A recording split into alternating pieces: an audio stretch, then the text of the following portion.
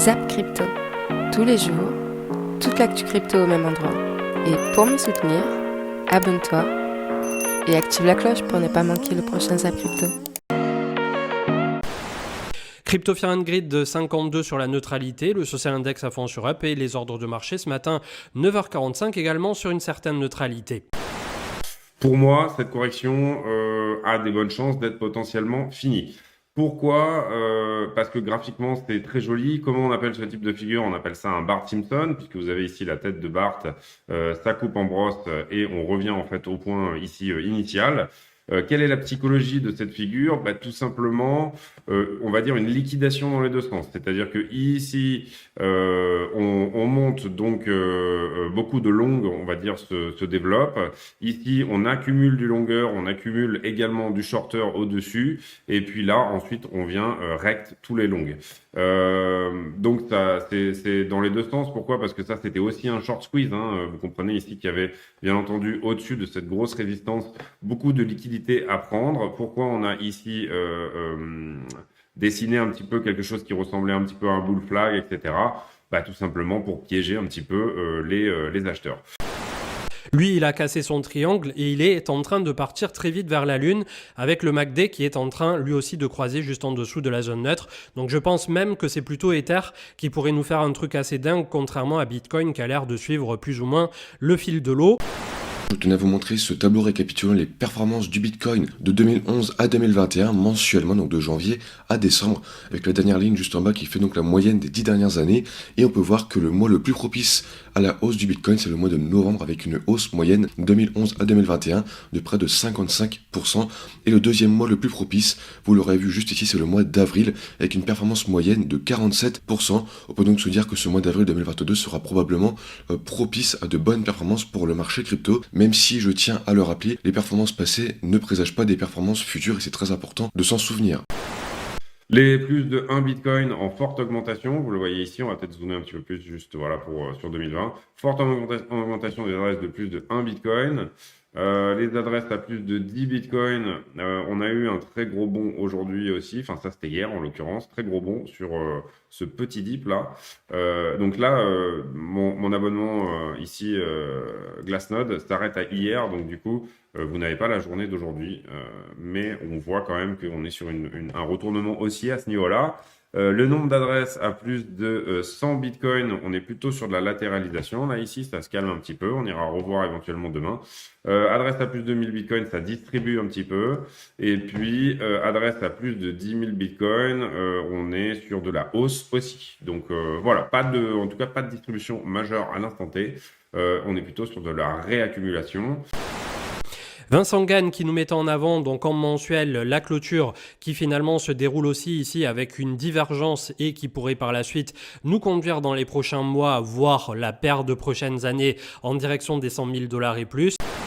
Ensuite, autre graphique de pensée, là aussi intéressant au niveau des short-term holders. Vous pouvez voir qu'on a les vagues en vert qui sont du coup plutôt haussières pour le Bitcoin et les vagues en rouge où c'est plutôt les phases de baisse. Et là, on voit très bien, hop, vague haussière, vague baissière, vague haussière, vague baissière. Et là, du coup, on repasse dans une vague haussière au-delà de la zone de neutralité qu'on a ici. Donc c'est plutôt bon signe en général. Ensuite, autre graphique là du côté cette fois-ci de ETH, où en gros on a une grosse sortie des ETH des exchanges, donc ça c'est plutôt bon signe aussi. Le fait, rappelez-vous, d'enlever les cryptos des exchanges, c'est-à-dire que les gens sont plutôt en train de holder et envoyer leurs cryptos vers les wallets pour les holder que d'envoyer leurs cryptos vers les exchanges pour pouvoir les revendre. Donc en général, quand les cryptos sont enlevés des exchanges, c'est plutôt bon signe. Et là, c'est ce qui est en train de se passer sur ETH. Et il nous dit que cela s'était pas arrivé depuis la grande période d'entrée nette pour ETH depuis mai 2021, donc ce qu'on avait eu ici. Et du coup, c'était le point bas, le bottom qu'on avait eu ici au niveau du marché, donc plutôt bon signe. Voici les points les plus importants et surtout ceux qui font le plus polémique.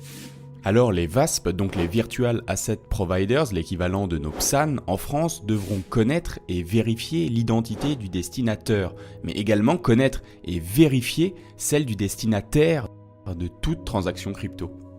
Cela va être une usine à gaz pour les plateformes d'échange. Comment vérifier l'identité de la personne qui reçoit les cryptos si cette dernière n'est même pas cliente chez vous ?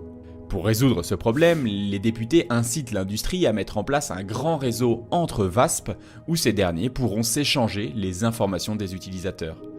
Certains leaders du secteur se sont directement positionnés sur ce créneau. On a par exemple vu Coinbase proposer son système Trust.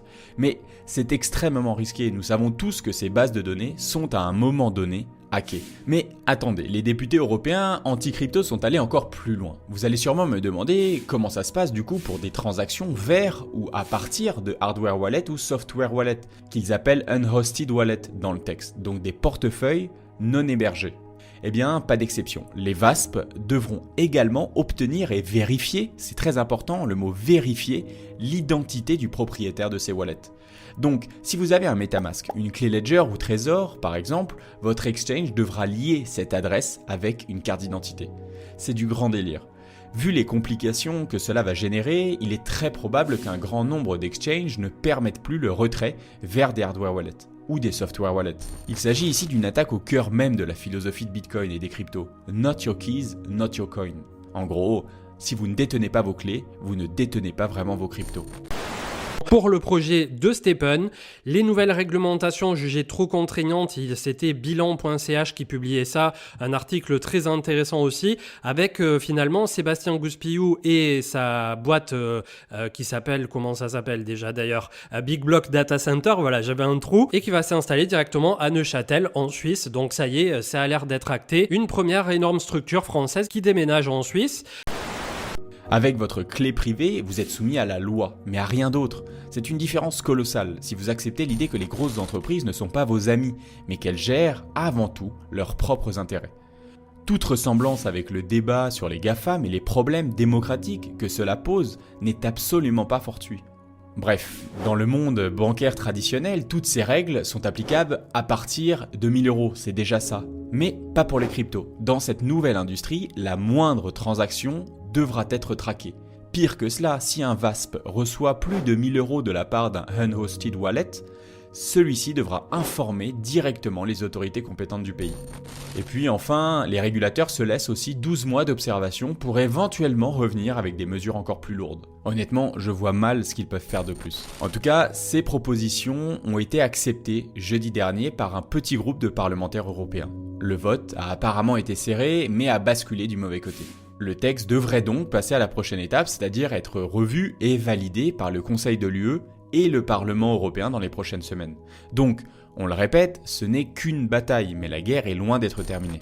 Cependant, il est vrai que cette réglementation fait peser un gros risque sur l'industrie crypto-européenne. Beaucoup d'acteurs du secteur ont d'ores et déjà annoncé que si cette loi passait, ils partiront vers des juridictions bien plus clémentes. Certains ont déjà commencé d'ailleurs. C'est tout simplement désormais aussi la sortie du Aave Gotchiverse, donc il est disponible, c'est sur Polygon et vous pouvez farmer et faire diverses petites tâches, donc n'hésitez pas à aller jeter un coup d'œil de ce côté-là. Chez GAC, nous pensons très fortement que ces mesures vont faire bien plus de mal que de bien aux citoyens européens. Rappelons quand même que d'après les derniers chiffres de Chainalysis, 0,15% des transactions en crypto sont liées au crime. Par contre, d'après l'ONU, il y aurait entre 2 et 5% des transactions en devises conventionnelles comme l'euro ou le dollar impliquées dans des activités frauduleuses. Cela s'explique assez facilement dès lors que l'on comprend que la blockchain permet une traçabilité incomparable avec le système bancaire classique.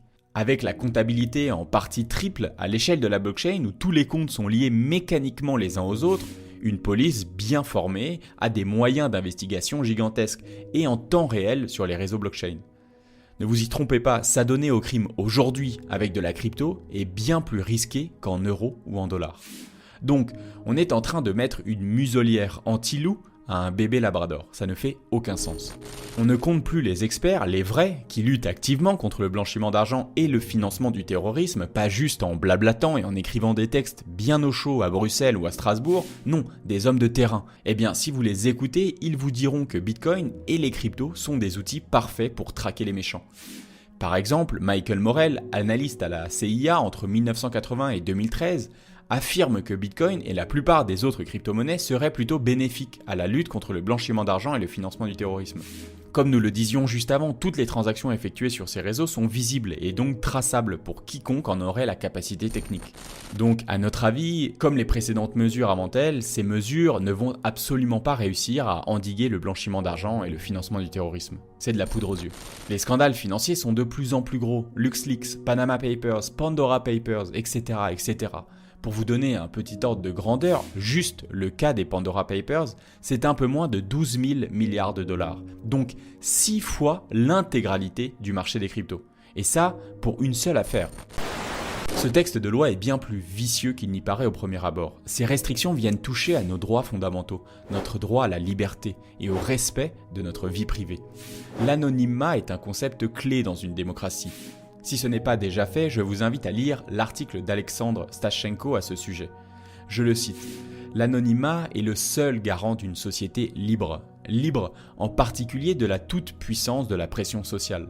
L'anonymat émancipe. L'anonymat protège. L'anonymat préserve. L'anonymat permet. L'anonymat libère. Et c'est déjà extrêmement inquiétant qu'il soit suspect de le défendre. » Fin de citation. Bien sûr, nous parlons d'anonymat face aux autres, mais pas face à la loi et à la police évidemment. Mais nous sommes sur une pente glissante. L'équilibre entre liberté et sécurité est difficile à trouver. Mais attention, comme le dit encore une fois très bien Alexandre dans son papier, une société sans crime, ce n'est pas le jardin d'Éden, c'est Minority Report. On peut comprendre que ces technologies, fondamentalement enracinées dans une idéologie cypherpunk, effraient les institutions publiques. Automatiquement, elles voient leur pouvoir de contrôle et de surveillance diminuer. Une société où toutes les transactions sont scrutées par une entité centrale est fondamentalement malsaine. Sans vouloir être parano, c'est une arme de destruction massive qui ne devrait jamais être dans les mains de qui que ce soit. Il faut toujours conserver un contre-pouvoir, une porte de sortie, un échappatoire au cas où nos dirigeants feraient n'importe quoi. L'optionnalité est quelque chose de vital. Plus philosophiquement, il faut se demander si le pouvoir politique est au service de la population pour aider à son développement, ou si c'est la population qui doit se mettre au service d'un pouvoir central pour lui permettre d'exister en tout et partout. Si on va encore un peu plus loin, est-ce que le gouvernement devrait avoir peur de ses citoyens, ou alors ce sont les citoyens qui devraient avoir peur de leur gouvernement ? Mais en plus d'être une idée catastrophique pour nos droits fondamentaux et notre sécurité en tant que citoyens, c'est aussi une idée catastrophique pour l'innovation au sein de l'Union européenne. Ces régulations ont le potentiel de complètement verrouiller le marché crypto dans l'UE en forçant les entreprises du secteur à mettre en place des méthodes draconiennes de surveillance et en essayant de supprimer la possibilité des citoyens de pouvoir vraiment disposer de crypto de façon privée.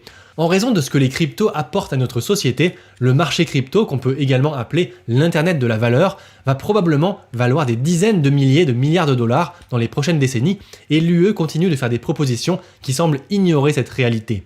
Les pays qui adopteront les technologies crypto en premier s'en sortiront beaucoup mieux que ceux qui chercheront à les ralentir. Et au lieu d'essayer de capturer l'innovation en l'accueillant à bras ouverts, l'UE a l'air de vouloir rendre les choses le plus difficile possible, à la fois pour les entreprises du secteur, mais aussi pour les individus. Donc ce qui risque de se passer, c'est que l'innovation, les emplois, la liquidité et peut-être même les personnes vont tout simplement se déplacer ailleurs, là où l'herbe est plus verte, et notamment peut-être aux USA. Et puisque l'Europe a déjà en quelque sorte raté la révolution du web, puis celle du web 2.0, il est logique que maintenant elle prenne une voie qui risque de lui faire rater également celle du web 3.0. Sauf que l'UE ne peut pas bannir le web 3.0, tout ce qu'elle peut faire, c'est se bannir du web 3.0. Alors, ce zap t'a plu ? Dis-moi en commentaire quelle est l'actu qui t'a le plus intéressé. Et si tu as manqué les actus d'hier, retrouve juste ici le zap crypto de la veille.